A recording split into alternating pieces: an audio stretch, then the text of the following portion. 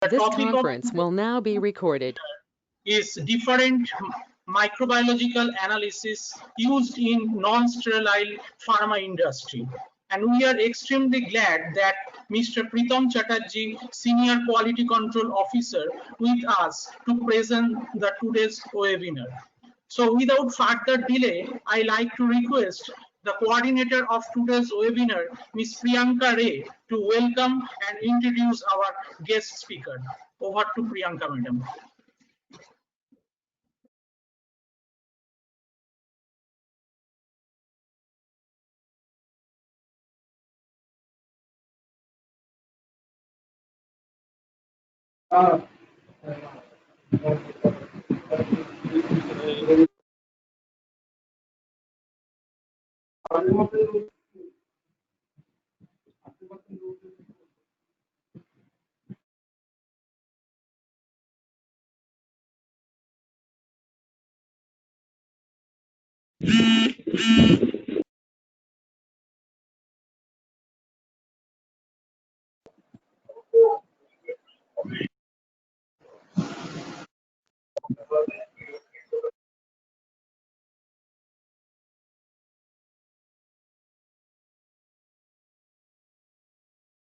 Hello, Ms. Priyanka, are you there?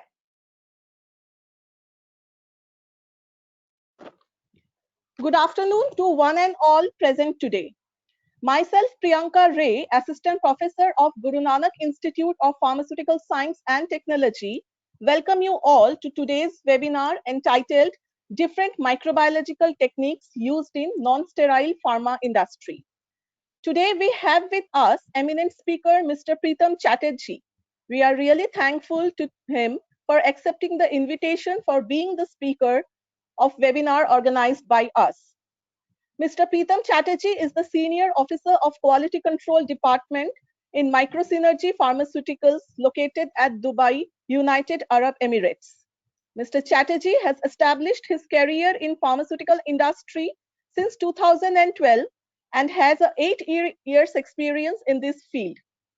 It makes me proud to mention that Mr. Chatterjee is a distinguished alumni of GNI PhD, pursued his undergraduate degree in pharmacy from our institute in the year 2010.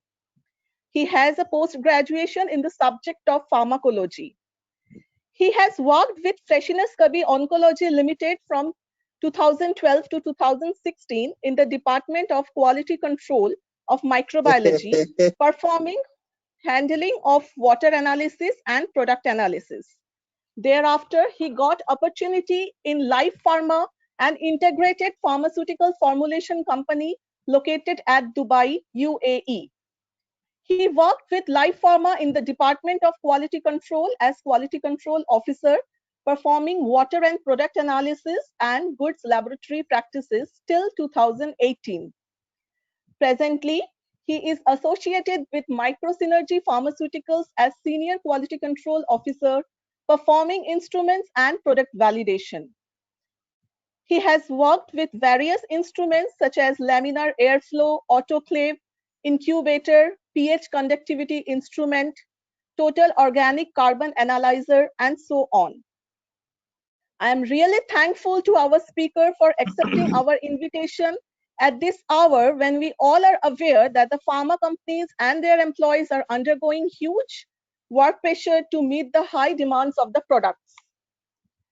Without delaying further, I would like to invite our Honorable Principal Madam, Dr. Lopamudra Datta, to say a few words addressing the participants and to welcome today's speaker. Over to Dr. Lopamudra Datta. Ma'am, please. Yes, very good afternoon to all. And I am really feeling very proud to welcome Mr. Pritam Chatterjee. And since he had been a alumni of our institute, and I am feeling proud as a teacher, as I had been a teacher of this institute. Well, a very warm welcome to Mr. Chatterjee. And as I have also understood from the registration list that there are participants from various other institutes, schools, and colleges, I would also like to address the participants and welcome them, and would like to say that Guru Nanak Institute of Pharmaceutical Science and Technology was established in 2005 with only B.Pharm course, and gradually we added to it to our further different other courses such as masters in pharmaceutical chemistry, pharmacology and pharmaceutics, as well as other BSc courses in biotechnology, microbiology, genetics, and MSc in these departments. There are also diploma in pharmacy and Bachelor of Medical Laboratory Technology. I am here also proud to announce that our institute, GNIPST, is the only institute in West Bengal which is NAC accredited, and it is also a NBA accredited institute. Therefore, without wasting further more time, I welcome today's speaker, Mr. Pritam Chatterjee, and welcome other participants to be with us and be a part of this webinar. Over to Mr. Pritam Chatterjee, please.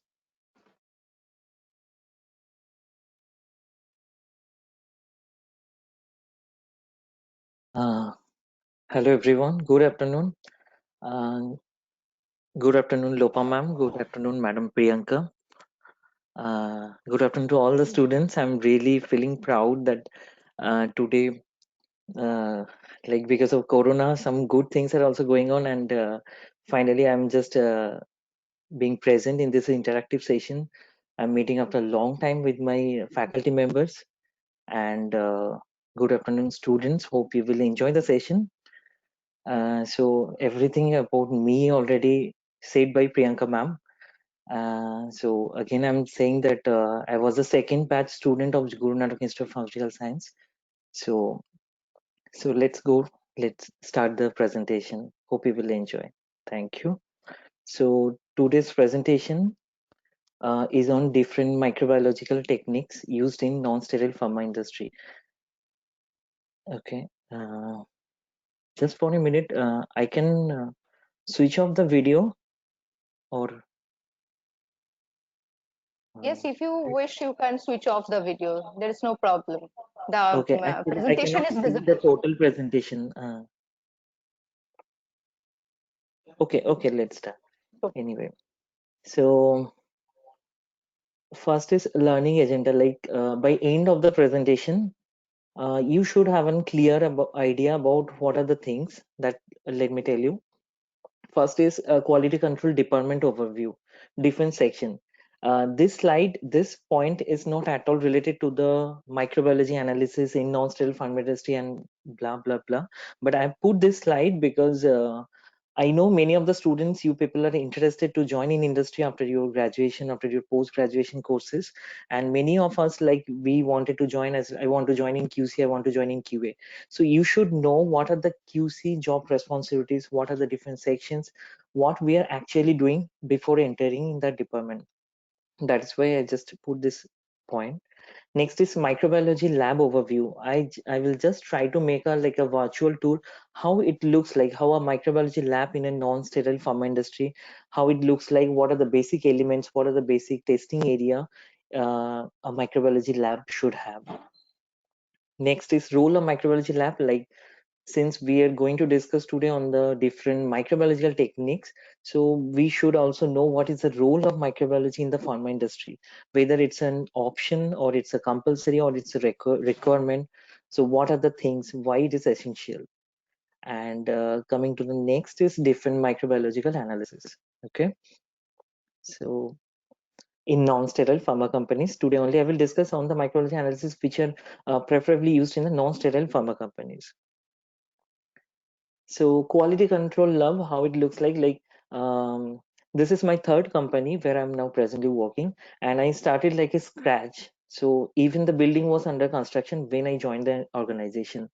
So I've seen how the department is formed.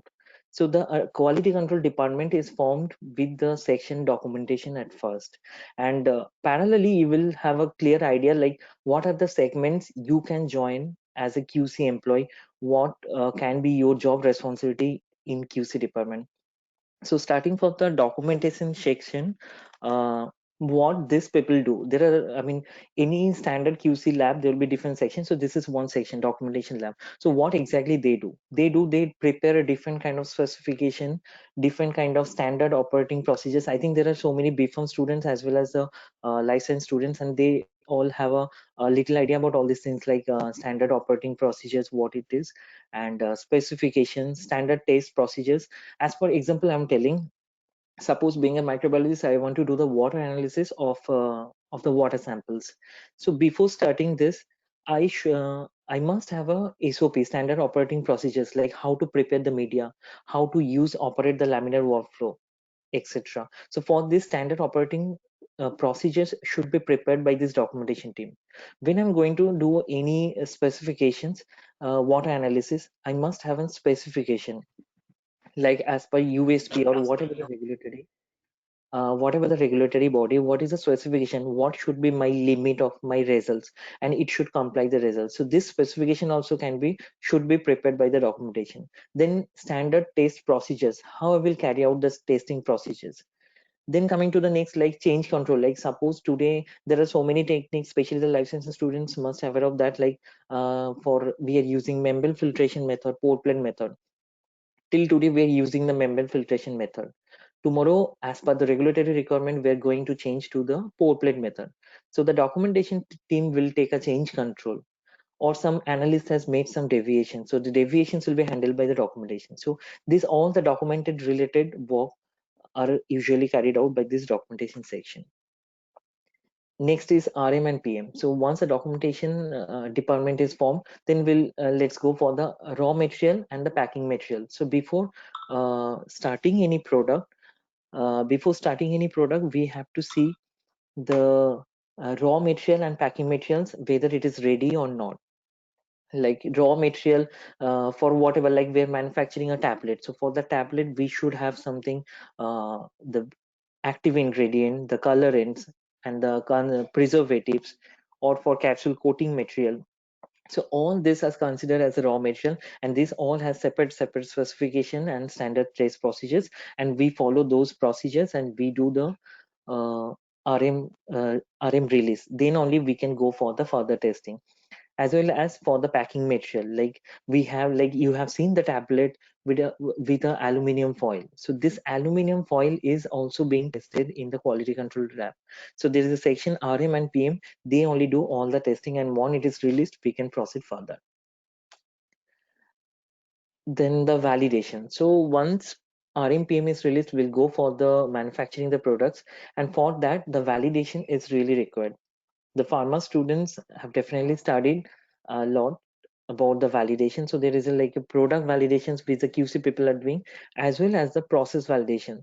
Suppose one process is getting validated in our plant, it is earlier already validated. Our company is a branch of the Microlab India, so it is already validated in India.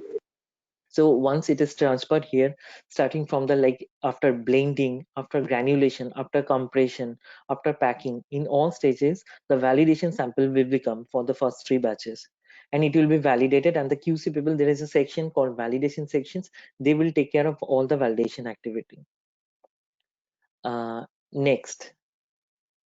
Next is the finished product. So once the validation is done, the company will go for the finished product testing. There will be a segment where all the finished products will come, and that will be tested by those people, those QC employees.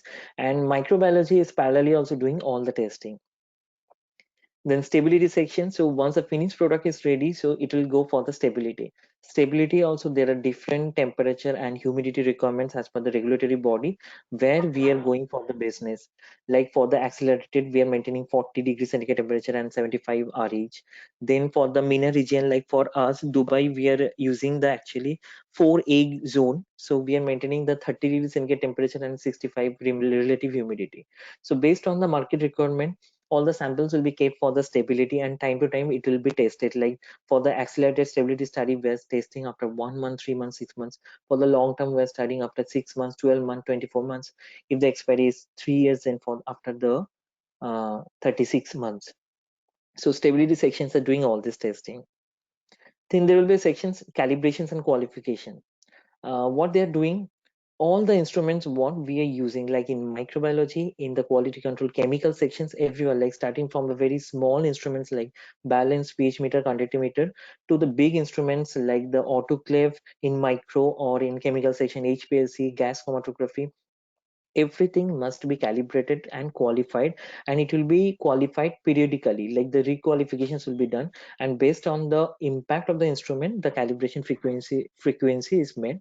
So this all calibration and qualifications will be done by this section's employees. Next, the microbiology. Microbiology is usually a separate segment in all the QC lab. So microbiology, there will be different sections. They will take care of their documentation. They will take care of their RM and PM analysis, their validation, their calibration, qualification, stability analysis, finished product analysis, everything. It's completely a separate controlled area. And the last one is the GLP. This is a GLP and compliance. This department will take care of all the standards items, all the qualification is maintaining or not, all the documentations are properly at a, proper time online, it is being done or not. These things they will take care of. So this is all about the quality control now. So next, coming to the point, what is microbiology? Today my presentation is based on the microbiological techniques. I know there are so many life science students, even the BPharm candidates, pharma candidates, they also have studied microbiology in their different semesters. So I'm not going through a detail of microbiology, but still, since it's a microbiology related presentations, I thought that I should keep some points which is really necessary. Like microbiology is a study of microbes like virus, fungus, and bacteria, and these organizations can only be seen under microscope. We cannot see in our naked eyes. Then microbes are existed on Earth billion years ago, and the study of microbiology started after 17th century. And microbiologists later discovered the microbes found just anywhere, and Louis Pasteur is considered as the father of microbiology. So coming to the next topic, that is a microbiology lab overview. So this all I have just tried to make a picture of my own department. It's a very small setup. We are still in the project phase, and we have just recently started, like 2018 December I joined there, and it's still going on in a project phase, and we are just will extend time to time. So this is the typically the entry of my lab. So as per the picture, I just want to explain like how it is. Okay, so this microbiology students, I think you people know what is the necessary of the crossover bench. So here you can see a crossover bench, and the right side you can find out a cabinet. So this cabinet, so once this is a part of the QC department, so once you are going towards the microbiology department, there's a cabinet, so that there is a different cabinet. So whatever the apron lab coat we are wearing in chemical sections, we have to remove that, we have to keep in the designated places. And for the microbiology, we have the separate aprons. So it is completely, as I said, like it's an isolated segment of the quality control department. So we will wear our separate aprons. We'll wear our since it's a non-sterile lab, so we have only the apron, like primary gown. There is a different gown like primary, secondary gowning. So we'll wear the primary apron, then the head cover, then nose mask, what we are daily using nowadays due to the COVID-19, and shoe cover will wear one by one, and will cross the crossover bench.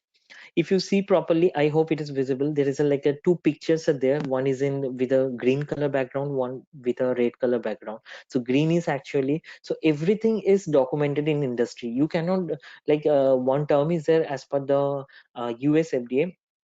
If you didn't document, it didn't happen. So everything should be documented. So how you have to enter in the micro lab, that is also documented. And this green color picture has clearly seen that how you have to wear aprons, have to use a face mask, everything, how we'll enter in the lab. And the red color is that how we will exit from the lab. And left side, if you see, there is a hand disinfectant sanitizer, sterilium is we are using presently, that is there. So you have to sanitize your hands before entering in the micro lab. And just next to that sanitizer, you can find out one more display is there. That display is explaining even how to use this sanitizer. So this is the entry AR lock. So basic standard microbiology lab everywhere in industry, especially the, I mean, I'm talking about the non-sterile pharma companies. What are the elements, like what are the rooms it must have? Like first is the entry exit air lock. So since the microbiology lab is like temperature control and humidity control, even the pressure is also controlled. So you must have a entry exit air lock. Then a media preparation room and sterilizations room. So where, because microbiology is incomplete without the media, so we have a separate section of the media preparations where we can prepare our media, we can sterilize our media. And next is the washroom. It is almost like adjacent to the media preparation room where we can wash all the utensils. Then the testing lab. Testing lab is nothing but like the where we are doing all the testing activity. We have the laminar airflow workbench, we have the biosafety cabinet, then the incubation room. So once the testing is done, so all the microbial plates or the microbial broth bottles, everything should be incubated. So for that, we have a separate incubation room and with separate temperature as per the requirement of the analysis, we have the incubators and destruction room. So after all the analysis, as per the regulatory requirements in every country, we cannot destroy the media or culture used everything. We cannot destroy randomly in the environment. So we have to destroy, we have to decontaminate, we have to again sterilize those items, then only we can destroy. So we have in every company, we'll find out a separate destructions room. There is a dedicated autoclave will be there in every company for the destructions materials. And this all rooms ideally should be connected through the pass boxes. So this is just a diagram of the like is microbiology lab. You can find out like the pressure in the extreme inside the room. There is a, it's a double plus. Then the next room is plus, and the outside it is zero. So the pressure should be like this from the inside to outside. So that just to prevent the contaminations of the air. Then like the media preparation room, this is a simple picture of my own lab only. So here is the autoclave. Institutional level, we have used some different autoclave, and this is actually a double door autoclave. Okay, this is our typical media preparation. So on the left side, it is not visible. We have like balance. So we weigh the media, like as for example, cetrimide agar I'm preparing. So we have to weigh as per the instructions. Then we have to check the pH before sterilizations. Then we'll go for the sterilizations. In each and every cycle, we keep a chemical indicator just to check whether it is properly sterilized or not. And this is a double door autoclave. You can find out the pressure gauge there, and this is the loading side, and the other side, the behind the wall, that is the unloading side is there. So once it is sterilized, the sterilized media should be unloaded through that unloaded side, and it will be sent for the testing area just to prevent the contamination. This is how the double door autoclave works. We have a machine fabric autoclave. Even my before there are so many companies like machine fabric, Equitron, and Fedigree, etc. So there is a something just I'm going like you can see everything. There is a as I say, like the micro area should be temperature, humidity, everything is controlled there. So you can see right side down, there is a like a window. It looks like this is called return riser. So before starting a microbiology lab, we must go for a HU requalification, air handling unit. So there will be in the ceiling, you will find out a air this same outlet, HU inlet, and this is what it is visible in this presentation. This is the return riser. So after the air, it is going out from this lab. Next, coming to the microbiology testing lab. So this is a laminar airflow workbench. So all the microbiology activities we do only under the laminar airflow workbench only, like media pouring, water analysis, product analysis, culture maintenance, everything. Just in addition, I'm telling some points, like you can see there everything. It is like you can see many labels, small labels are pasted on the laminar airflow. This is nothing but the calibrations and qualification levels. As I said in QC department slides, like every instrument should be qualified. If it is not qualified, we cannot use. So there is a date, like this is the qualification done on this date and qualification due on this day. So everything is documented. You can check before starting any analysis. We should check whether it is under qualification time or not. And left side, you can see one like electronically red color display is there. This is, as I said, it's a temperature control. So we have a BMS, building management system. That system only controls all the temperature, humidity, and what is the time. So there it displays actually the temperature, humidity of that room. Going to the incubations room. So once we finish the analysis, so we'll transfer the media plates, media bottles, everything to the incubations room, and it is connected through the bus box. So these are the incubators. This is another picture of my lab only. So we have presently 3 incubators. As per the harmonized testing of all this water and product analysis, we must have 3 different conditions of temperature for incubations. One is 22.5 plus minus 2.5, I mean 20 to 25 degrees centigrade temperature. Next is the mostly used one, that is 30 to 35 degrees centigrade temperature. And the last one for the E. coli analysis, we need a 43 plus minus 1, 42 to 44 degrees centigrade temperature. So this is the 3 incubators presently we have. So after all the analysis, all the bottles and media will be kept in the incubators. And as you see here also, many labels are pasted on the incubator. So this all are like the qualification status, calibration of all the temperature probe status, then the preventive maintenance. This all status are displaying there.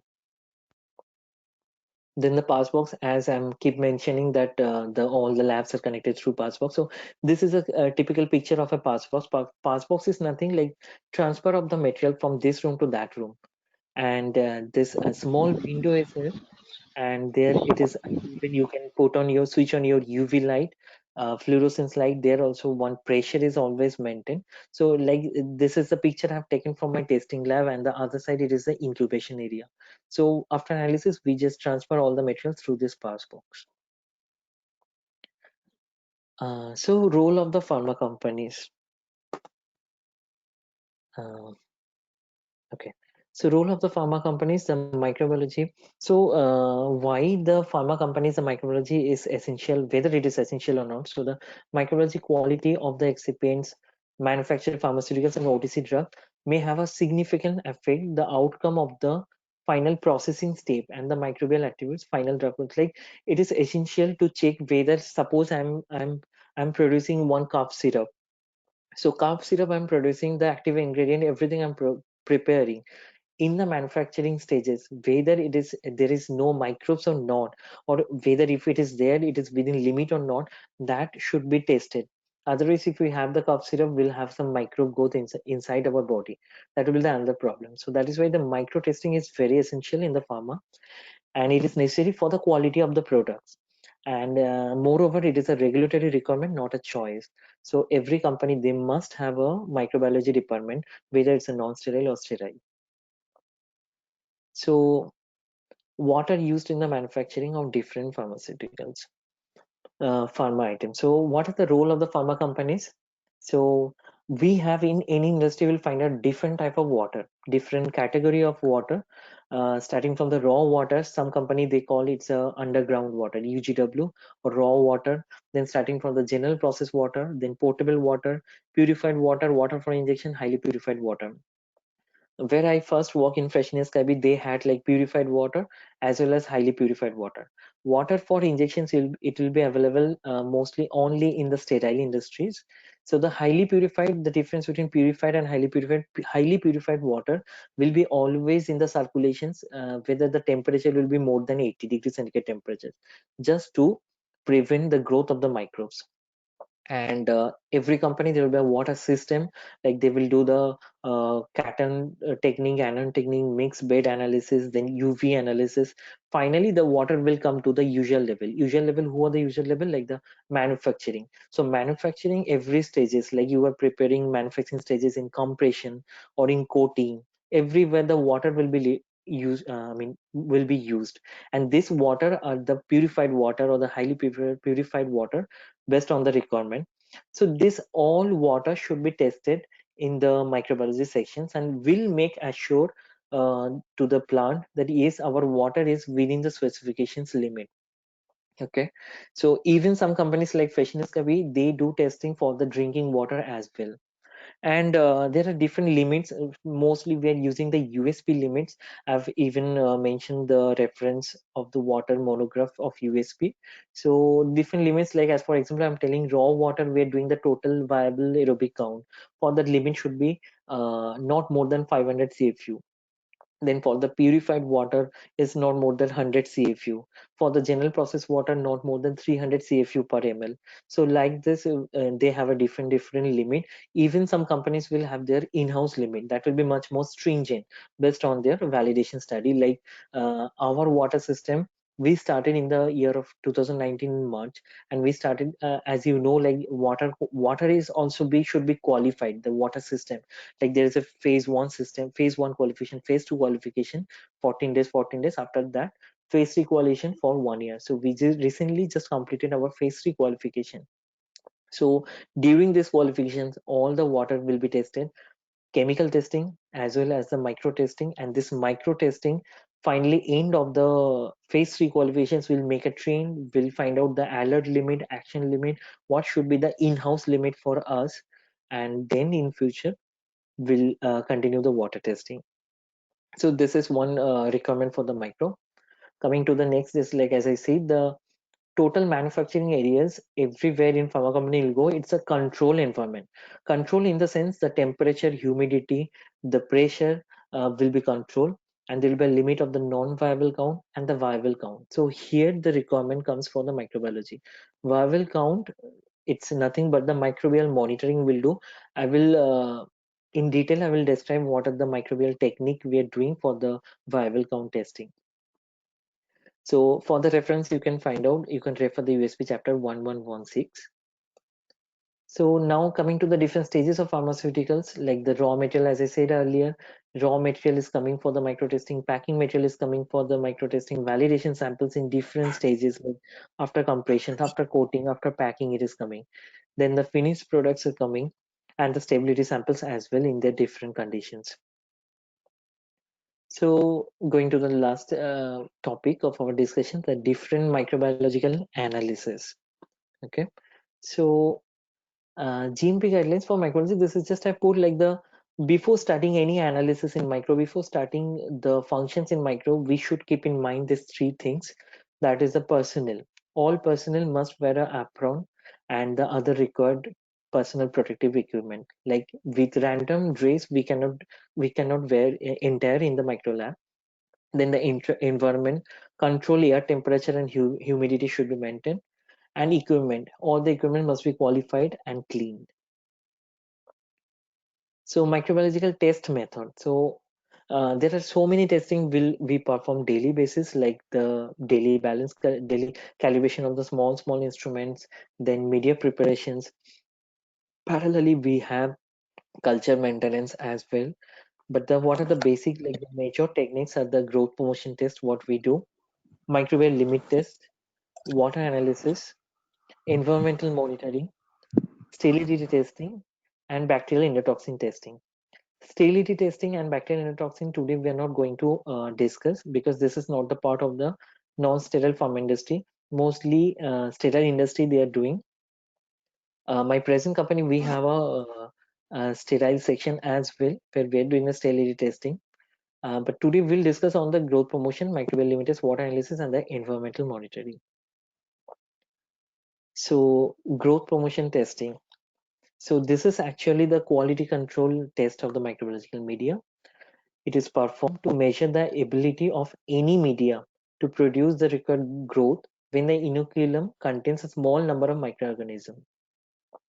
So for solid media, growth must not differ by a factor greater. So as per the regulatory body, we have a requirements. So I'm giving like as per example, I want to, what happens actually, I'm telling, like cetrimide agar or soybean casein digest agar, the most common agar we using.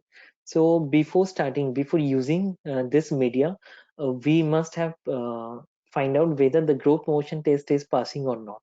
So how will confirm?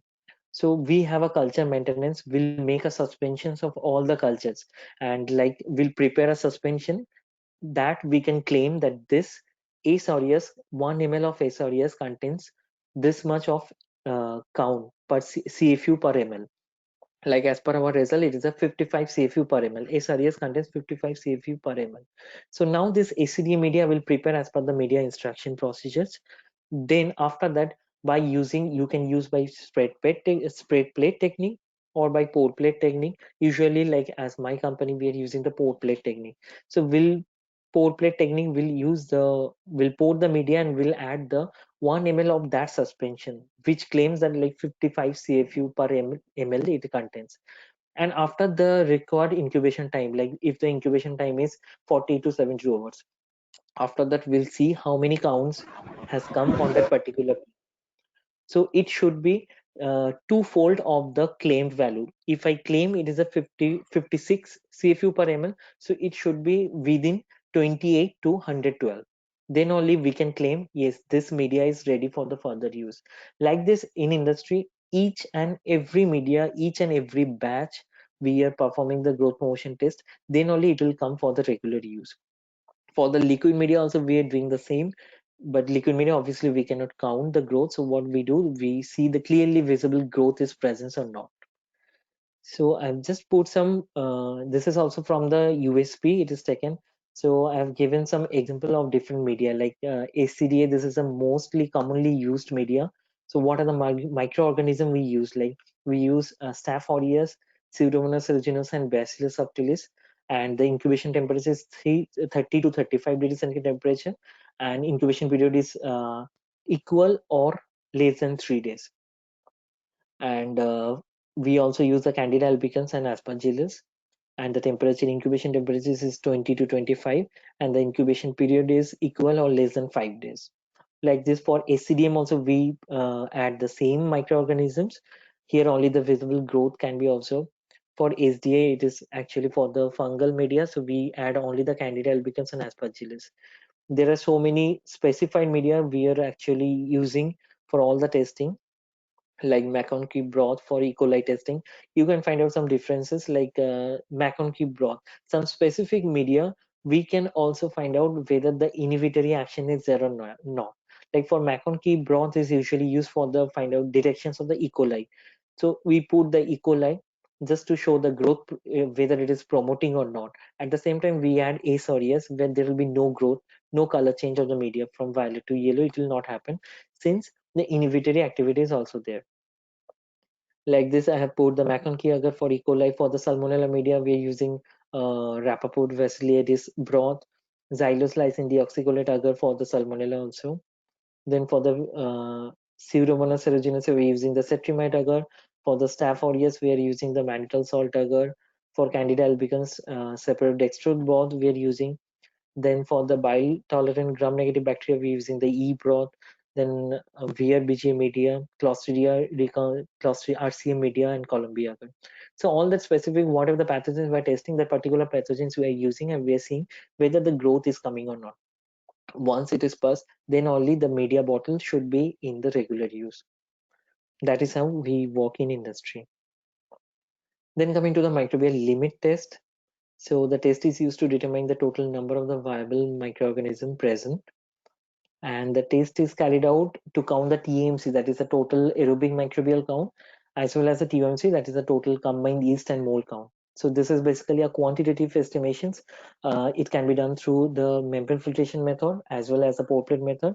Spread plate method is also there, but the industry mostly uses these two techniques, and mostly some regulatory bodies like USP, it is mentioned you can go for the membrane filtration as well as for the pour plate. Mostly we're using the pour plate technique.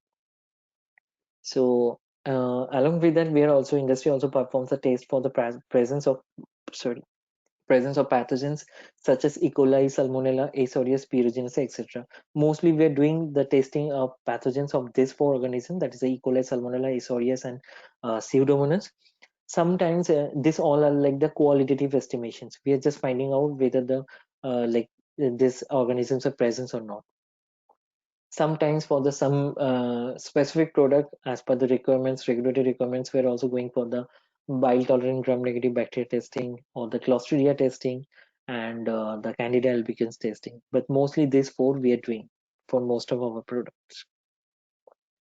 So TMC, TMC, as I said, two commonly used methods are the membrane filtration methods and the pore plate methods.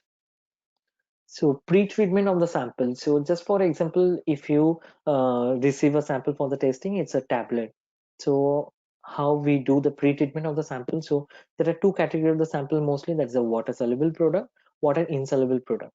So this all about the harmonized method. This all about the USP, how it is recommended in the USP chapter 61 for the TMC TYMC and chapter 62 for the rest of the pathogen testing. So what we do that 10-gram samples, we weigh the samples, 10-gram samples, or if it is a liquid like it's a syrup, then 10 ml of the sample, and we'll add a buffer. Preferably, we are using the peptone water solution, so the buffer sodium chloride peptone solution pH 7.2 we are using, and we'll make a volume up to 100 ml. In case if it is a like water insoluble product, what we do, we add some surfactant like surface active agent like 0.1% WYP, polysorbate 80 or polysorbate 20. It is absolutely based on the standard test procedures, how it is mentioned in the test procedures and how it is mentioned in state procedures, that how we validated the product earlier. Based on that, we cannot try, like we can go for the trial and error method, how it is mentioned in the industry. For each and every product, it should be mentioned that how we have to prepare the sample. Like this only we prepare the sample. Then we follow either the membrane filtrations or the pore plate technique. So membrane filtrations is I earlier used in many companies, but nowadays most of the companies are preparing the pore plate because it is a less time consuming process. So filtrations, I have given the picture, like we have a filtration unit, and this is mostly made up of the either it's a stainless steel material, and even these things also we sterilize in autoclave for the next use. For the each and every use, we use a 0.45 micron filter paper for filtering this item. So filtering of water or whatever the item, so like that should be through the membrane filter. Place the membrane filter on the appropriate nutrient medium, like as for example, if it is a purified water or highly purified water, we are usually using the media like plate count agar, PCA, or the R2A agar. If it is any product like a tablet capsules, we're using the soybean casein digest agar. So this all the nutrients agar we are usually using for this membrane technique. And if it is a, like I'm going for the TYMC, like total yeast and mold count for the candida, for the detection of the total yeast and mold count, so we are using the separate dextrose agar media, and based on that the temperature, incubations, everything is different. Like for the TAMC, total viable, for the water or for the product, the temperature as it is mentioned here, 30 to 35 degrees centigrade temperature, and 48 to 72 hours as the incubation time. And for the TYMC, if we're doing, then we're using the media severed dextrose agar, and the incubation temperature is also different, like 20 to 25 degrees centigrade temperature, and the incubation period is 5 to 7 days. This is absolutely the same for the pore plate method. Like as you know how we do the pore plate method, like bacterial sample mixed with the worm agar. Here it is a different thing. It's like what we do, that we prepare the same dilutions of the product, and pore plate method, like 1 ml of that particular product sample, pre-treatment of the sample what we prepared, that we pour in the Petri plates, and we pour the media and we rotate the media like clockwise, anti-clockwise. Once it is dried, then we'll invert the plates and we'll incubate. And the media, the incubation time, incubation temperature, everything is different, same, equal, like how we use for the membrane filtration method. Okay, and one more thing I should add, like the whenever we're doing, especially for the pore plate technique, we're doing in the duplicate obviously, and we're running always like a negative control. We're running always with a media control. We're always running a positive control, just to find out whether whatever we're doing, that is in a proper conditions we're doing, whether the growth is coming or not, whether the environment is okay or not, etc, etc. Okay, so coming to the next. Now going to the qualitative estimations. This is also the harmonized method. This technique, you just remember, I don't know the life science students, they are aware of all these things. Maybe they are aware of all these things. These techniques are the only techniques everywhere in the non-sterile pharma companies we are following for the pathogen testing. So one by one, I'm just telling. So this is for the detection of the pathogen. This is for the test E. coli. Left side, you can see this is the growth positive control growth plate of the McConkey agar. So what, as I mentioned, like 10 gram or 10 ml sample we put in the 100 ml SCDM. SCDM means a soybean casein digest media. So this is another nutrient medium. What we do, we have taken the sample, we put 10 gram sample in 100 ml of SCDM. That sample will incubate for 30 to 35 degrees centigrade temperature 18 to 24 hours, for 18 to 24 hours. That is the job done for the first day for the E. coli testing. Next day, what we'll do, after the 24-hour incubation, after 24 hours incubations, we'll take 1 ml of that inoculum and we'll transfer into the 100 ml of McConkey broth. McConkey broth is another selecting media. Like right side, I've kept a picture. It looks like a violet color media. You must have used in your lab maybe. So the incubation time is 42 to 44 degrees centigrade temperature. After putting this 1 ml inoculum into the 100 ml of McConkey broth, will incubate further for 42 to 44 degrees centigrade temperature at 24 to 48 hours. For this day, our job is done for the E. coli. So after 48 hours, what we'll do, we'll streak a loop full of inoculum on the McConkey agar plate and will again further incubate for 30 to 35 degrees centigrade temperature, 18 to 72 hours. Then we'll go for the further observation. So for the product, if it is no growth is there, it should not have any growth. Then for the negative control also, there will be no growth. Parallelly, we'll run all the testing. Throughout the testing parallelly, always we run a positive control. So the positive control will show this growth, how I have given the picture like this. I want to say something like this. In industry, what we do, these are the testing we're following. So each and everything should be documented, as I say. So we are always documented, like we have a analytical data sheet where we're writing how it is coming, like after 18 to 24 hours proceeds for the further growth. Like this, you have to document everything.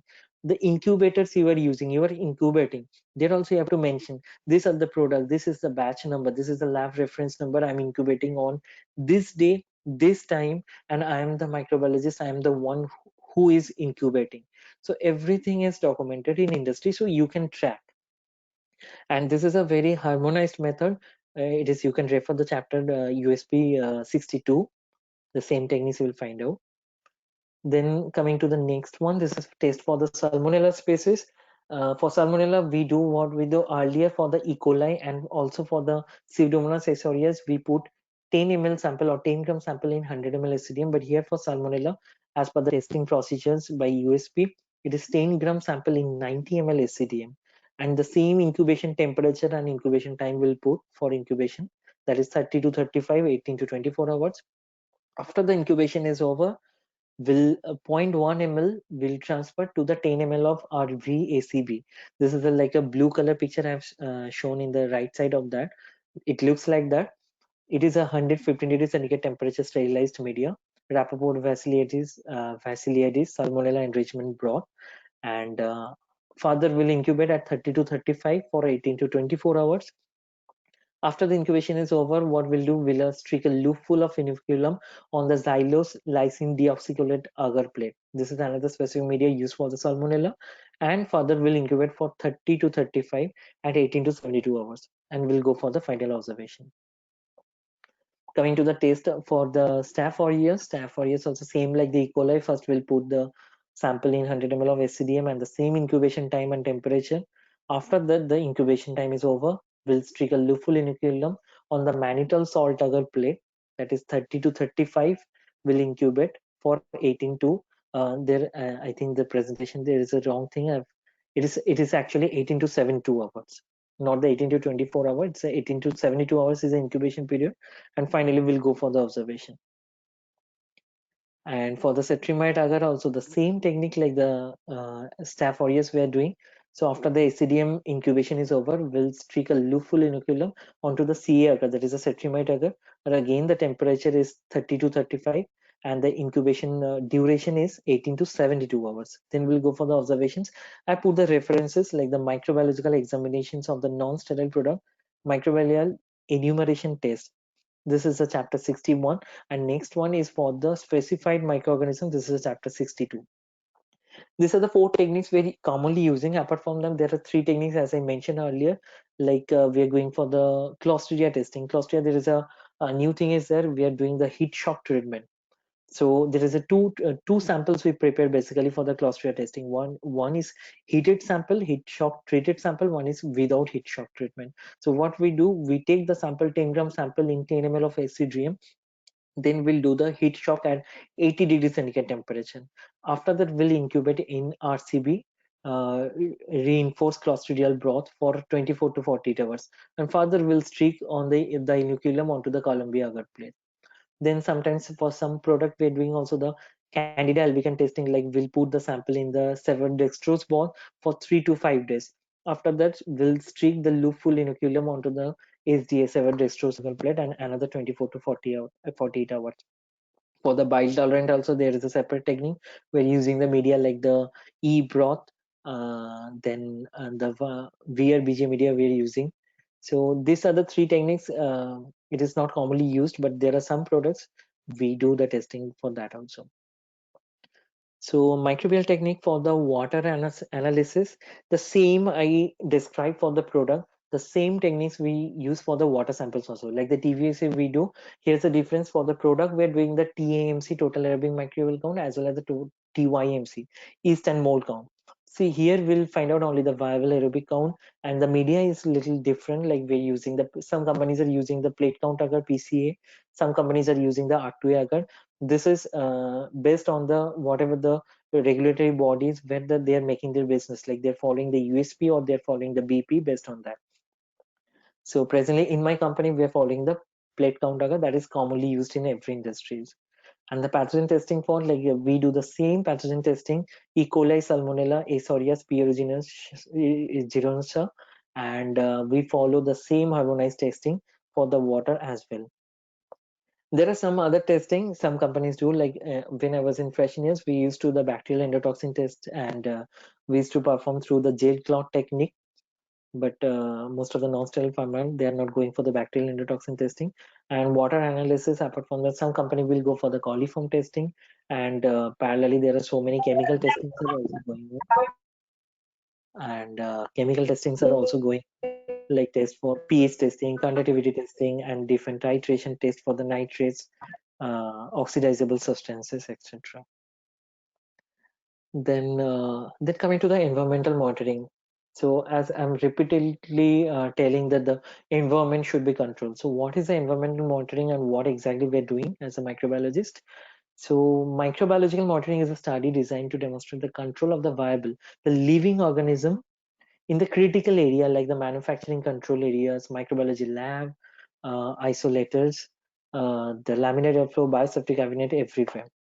So purpose provides it provides a crucial information on the quality of the area environment during the pharmaceutical batch manufacturing, like when the batch is manufacturing, that time how the quality of the area, whether how many viable organisms are present there, whether it is within the limit of the regulatory body or not.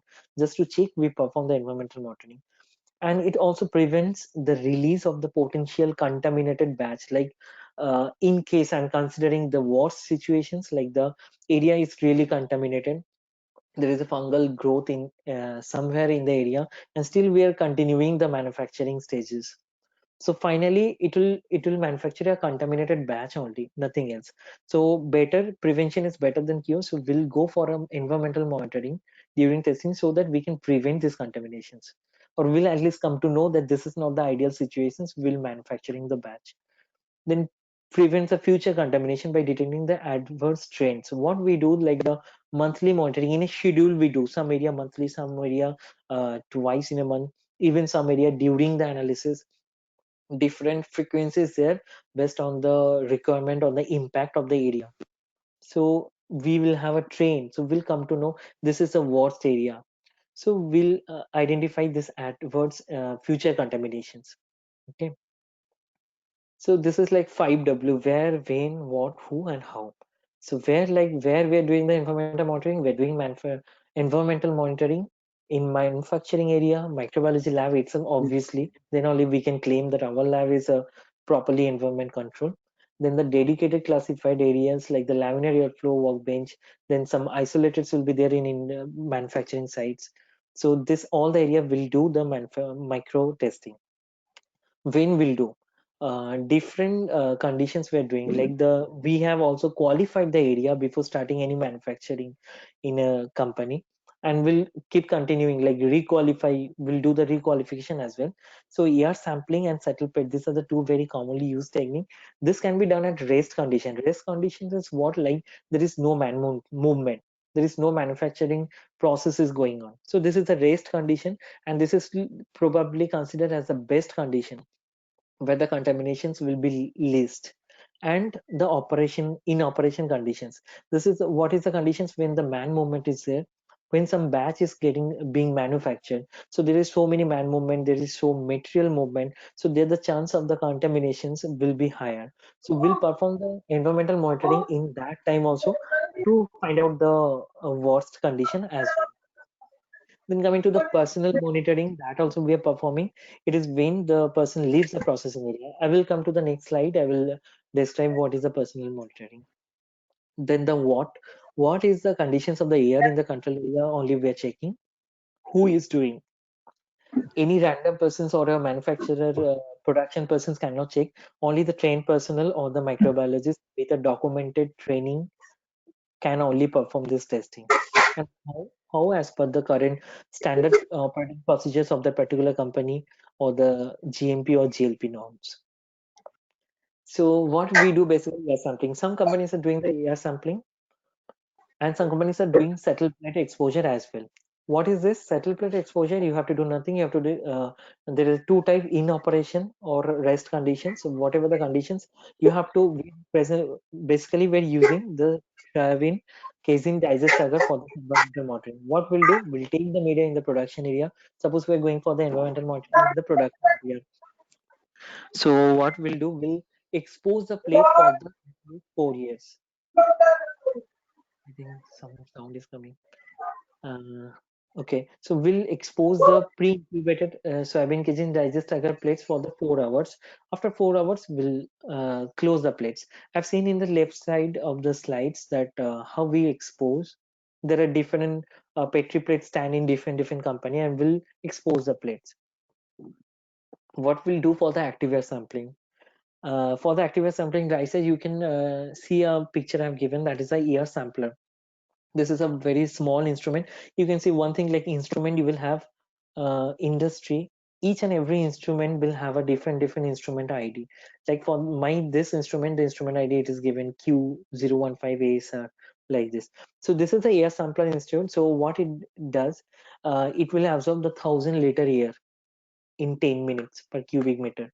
So this is exactly, so whatever the area we're going for the environmental monitoring, it will absorb that 1,000 liter of air in a particular time, and will keep inside, like where the instrument ID is mentioned above that, there is a place we can open the lid and we can keep the pre-incubated SCDA plates, and the absorbed air will be kept in that plate. So after the performance of this active air sampling, we'll incubate the plates for the 20 to 25 degrees centigrade temperature for 48 to 72 hours. This is for the fungal growth. Again, after that, we'll transfer the same plates into and will incubate at 30 to 35 degrees centigrade temperature for 48 to 72 hours. Some companies prefer to do different, like for the fungal growth, they will perform in the SDA media. For the bacterial growth, they will perform in the ACDA media. As per the USP guidelines, we can use the same media because ACDA is also, the fungal can grow in the ACDA media. So the same media we can use, and we can transfer the plates after the 20 to 25 incubation to 30 to 35. And then we'll go for the observation.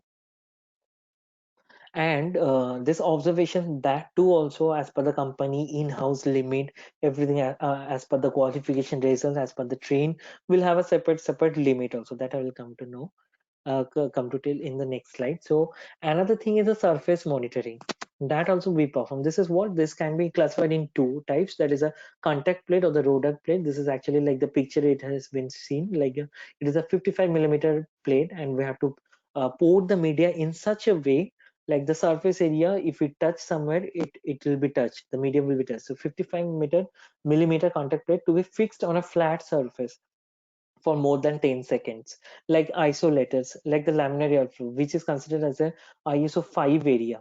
So this area will perform this contact plate techniques, and the incubations is same, like 22 to 25 for 40 to 72 hours. Then we'll transfer the plates at 30 to 35 for 40 to 72 hours. Another technique is that the swab technique, swab sampling, like you can see a one like square is there. So in that square area only we have a sterile swabs. So will make a, like a zigzag on that particular area, and that swabs will put in a buffer solutions. After that buffer solutions will plating and will follow the port plate technique using the SCD SDA media, and the incubations will follow the same. Like this also can be done. And there's another technique we use in industry, that is a gloved finger dab test. This becomes more and more critical when you are going from non-sterile to sterile industry. There are so many like gowning procedures. Even in non-sterile also we have performed the gowning procedure validation.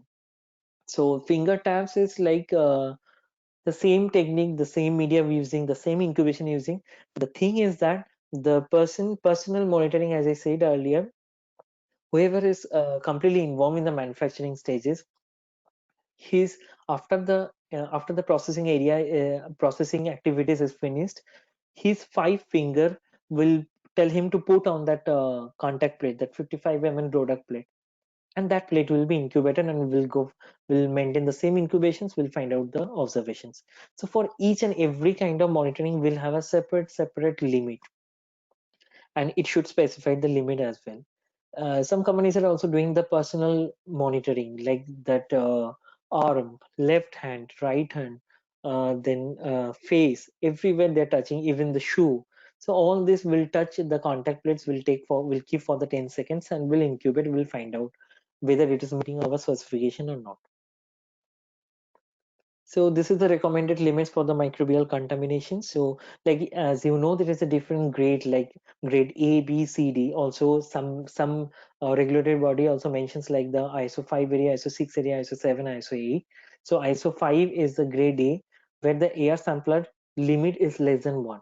As for example, laminar airflow, it should be 0 actually. I mean, it should be less than 1. Okay. Then the settle plate is also less than 1. Class D, that is the 1 lakh area, also it is known as 1 lakh area or the ISO 8 area. Here the air sample limit is a 200. So in each and every plate, the count should be within the 200. Some companies will do their own in-house limit. They will make it 100 based on their quality of the environment. Settle plate, it will be 100. Contact plate, it will be 50. So these are all are the recommended limits for the microbial contaminations in different grade. Again, I'm repeating the grade A, B, C, D. This is also known as the ISO 5, ISO 6, ISO 7, ISO 8, and also like a 100 classified area, 1000 classified area, 10,000 classified area, and the 1 lakh area. Class A is, as for example, I'm telling, class A is the area like laminar airflow, like the isolators we're using where the product is coming in contact. Okay. Class D is the most common used area, like non-industrial, non-sterile pharma companies, microlab, as well as the production manufacturing areas are usually class D area. B and C area, also B area, it is visible in the sterility. If we have a sterility department, there they mostly use the grade B. So here I mentioned the reference also. So microbiological environmental monitoring for aseptic process area, you can refer USP 1116 and U guidelines.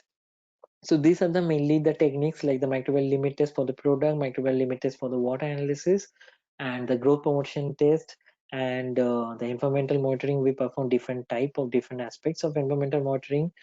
Parallelly, we perform different techniques like the media preparations, the culture maintenance, and culture maintenance for the daily usage. Then we have the like gel clot technique we use for the bacterial endotoxin testing in the sterile industry. Sterility testing is also there in sterile industry, like their different media is used. And this all about the basic microbiological testing. So thank you. I hope you people have enjoyed, and wish you a happy World Environment Day today, 5th June. And finally, the last slide. Thank you.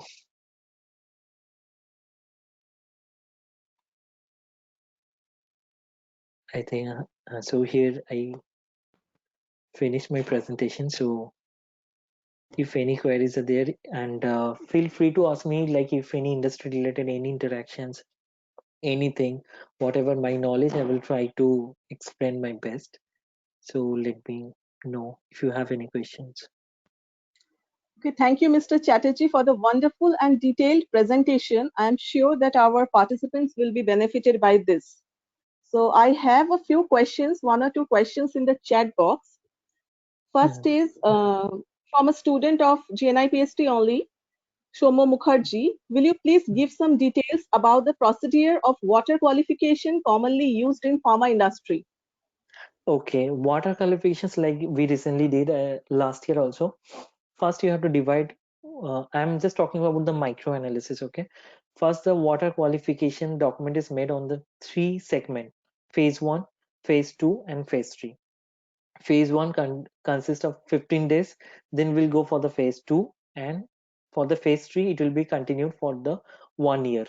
Now coming to the what are the testing we're doing? Phase one, all the points will cover. Like in our company, we have the raw water points, we have the potable water. Potable water, there are different technique, different like osmosis process.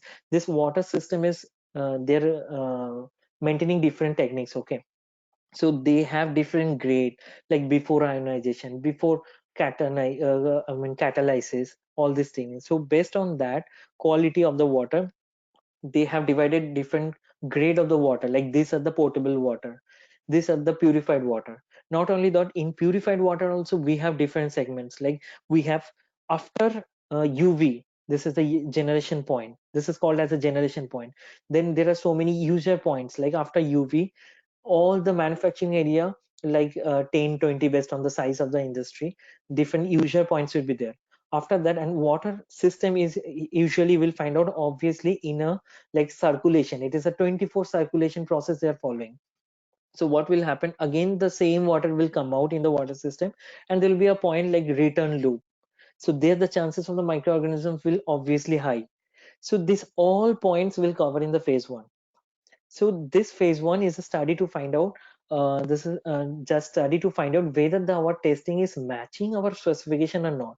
Even sometimes we'll not even establish the specification.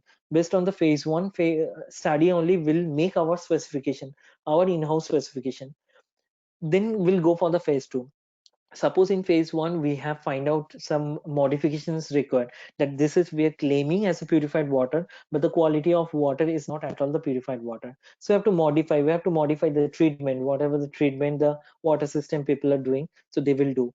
Further we'll go for the, after the modifications will for the phase two qualifications. Once everything is phase two is okay, then we'll go for the phase three qualifications. Why we'll go for the phase three? Phase three will give us a entire data of the whole year. Like we can go for a train. Now till phase two will have a limit, like the regulatory body has given this limit and we're specifying, we're complying the limit. Now we'll make much more stringent, just to betterment of the quality. So we'll make a alert limit, we'll make a action limit, and throughout the phase we will keep preparing the train.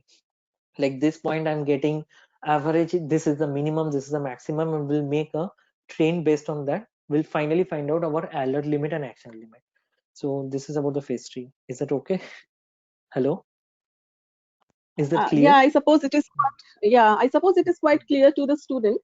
Next Mhm. question is coming from Mr. Sujoy Sarkar. He has Okay. asked, is Lal LAL as essay is mandatory? Yeah.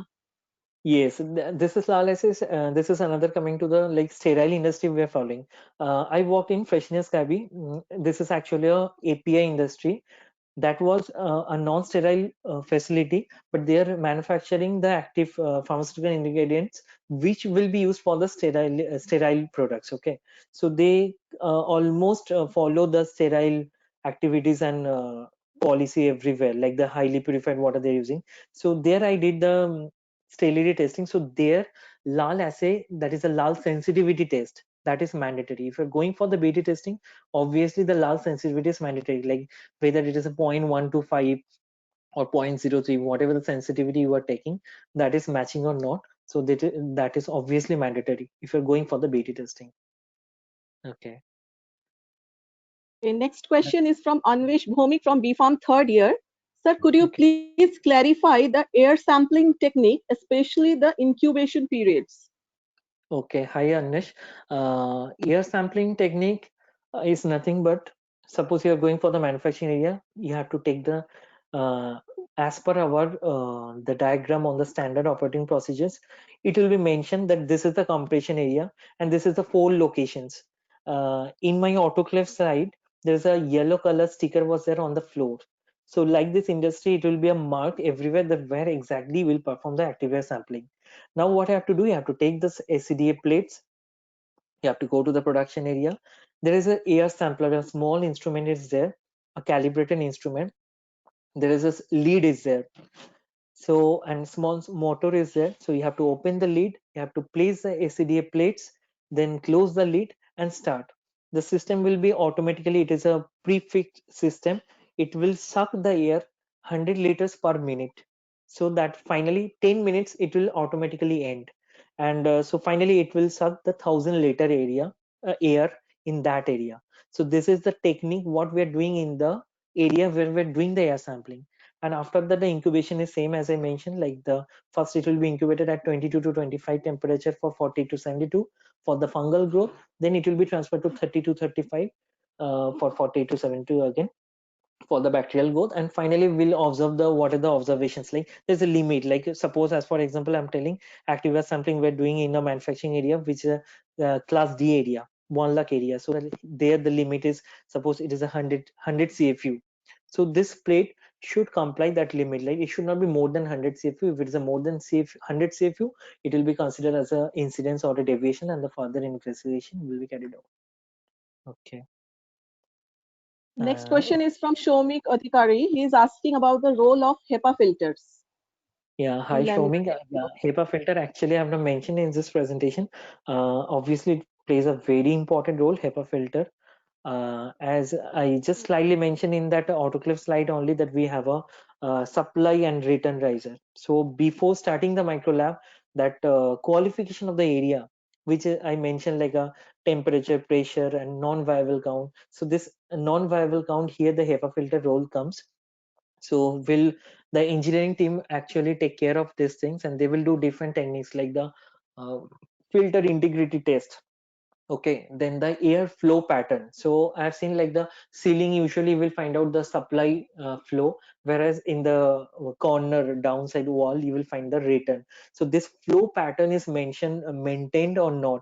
Even if you're going for the qualifications of the laminate airflow, then also we are using some chemicals just to make assured that the air flow pattern is properly maintained or not.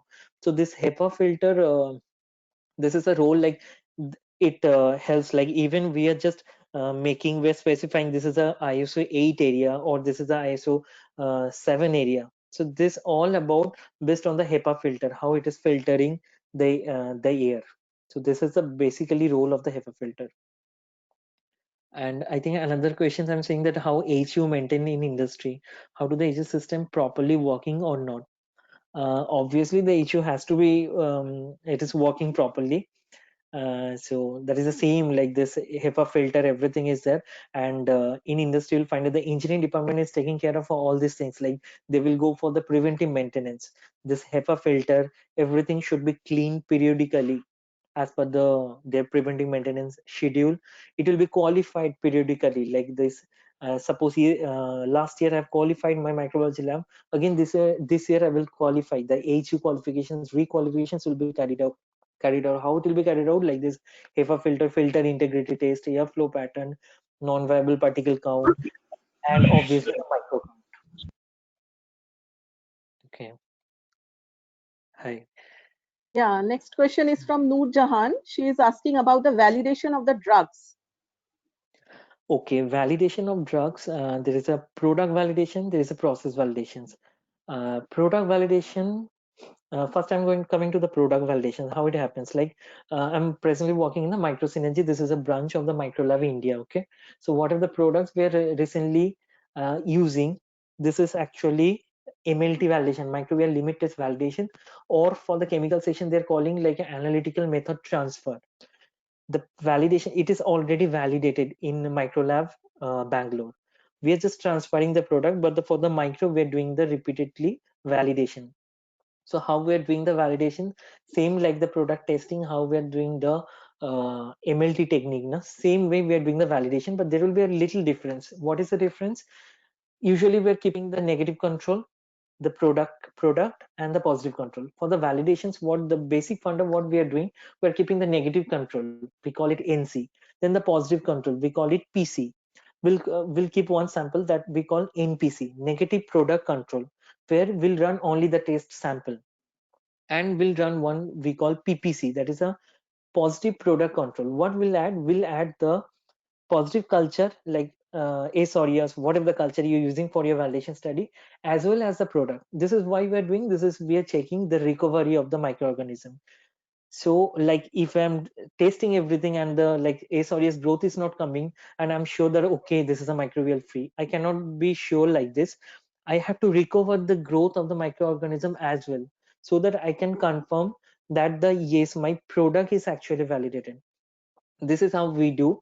And product validations you can like modify in different way. Like as for example, I'm telling for Staph aureus testing, the incubation period on MSA, it is 18 to 72 hours. So sometimes some companies, they will do the validations in that way. They will complete the incubation before 18 hours, and they will I mean duplicate they will perform, and one plate they will complete the incubation before 18 hours, one they will complete after 72 hours. This is just like a bracketing method. So you can make a bracket, so before 18 hours and 72 hours, if it is validated, then you can anytime you can complete your incubations in the regular analysis time. So these all things we're doing in the product validations. And there's a something called the process validation. Process validation, basically the manufacturing team is doing like every process, like after blending, after granulation, after compressions, or if it is a like after coating, everything, the sample will come to the micro or the chemical section. Even sorry, even in the chemical section there will be so many like validation stages. Validation protocol will be prepare on the best on the that protocol will perform all the testing. I think it is clear now. Hello. Yeah, the next question, what I can see is about antibogram, that is the microbial susceptibility test we generally see in the hospital or health center. My question is, it is present or not in pharma industry? This has been asked by Sheikh Alamgir Hassan. No. As per my knowledge, it is not present in the pharma industry, because pharma industry will qualify the area and it will be a control area. There will be no chances of contaminations in that way. So, but what we do apart from the when we are doing environmental monitoring, definitely we're getting some growth in our plates. Okay, like it is obviously it is not a sterile facility, so we'll get some growth.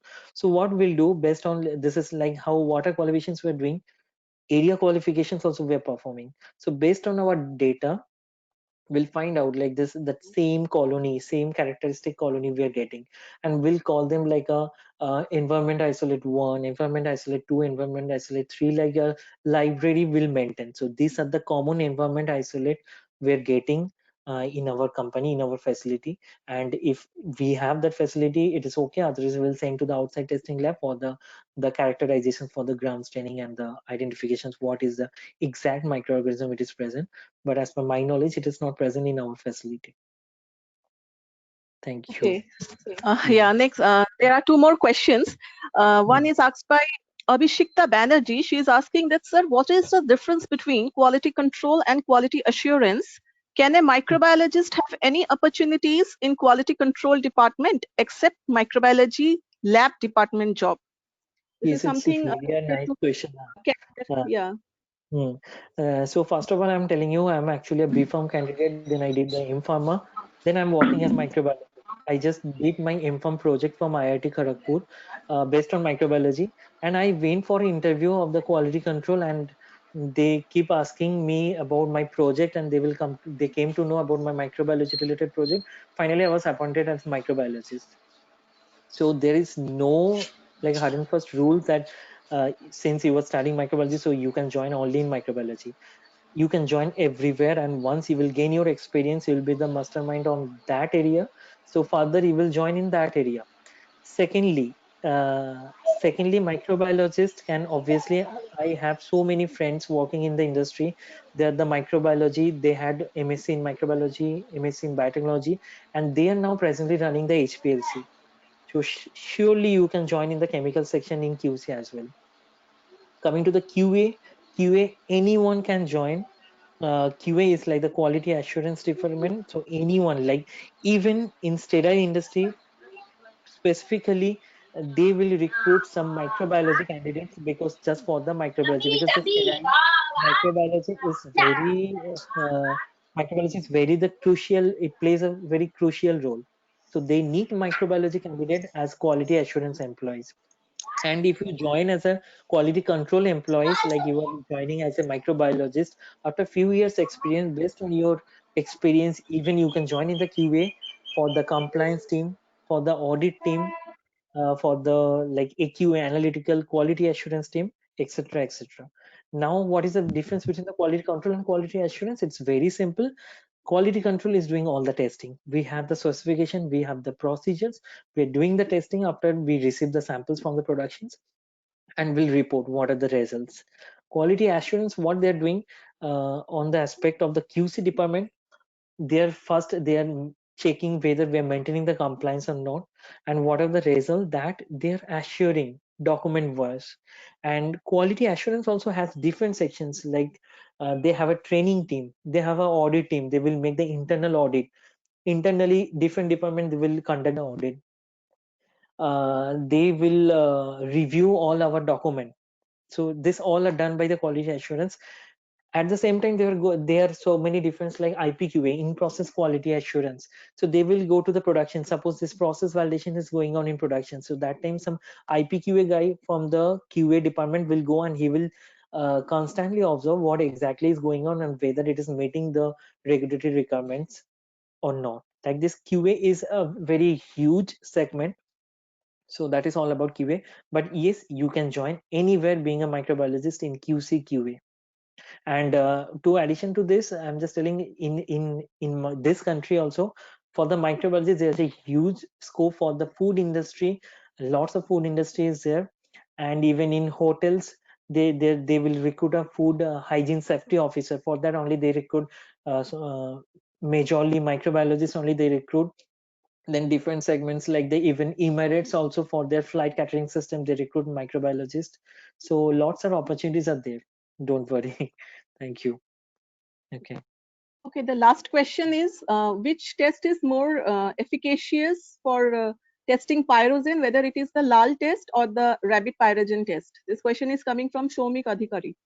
Okay, this is what to say. I cannot confirm you, but mostly in my experience, we have performed the LAL test only. LAL sensitivity test we perform in. I only perform the BT testing in my only one organization, that is Freshness Kabi, and there we used to perform the LAL test.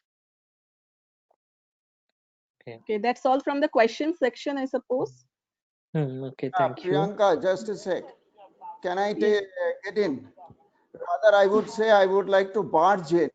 Yeah, Preetham, Hi, sir. I heard your lecture for quite some time, but I could not attend fully because, on the other hand, I'm still having another going on of the GIS University. I hope, Preetham, you remember me.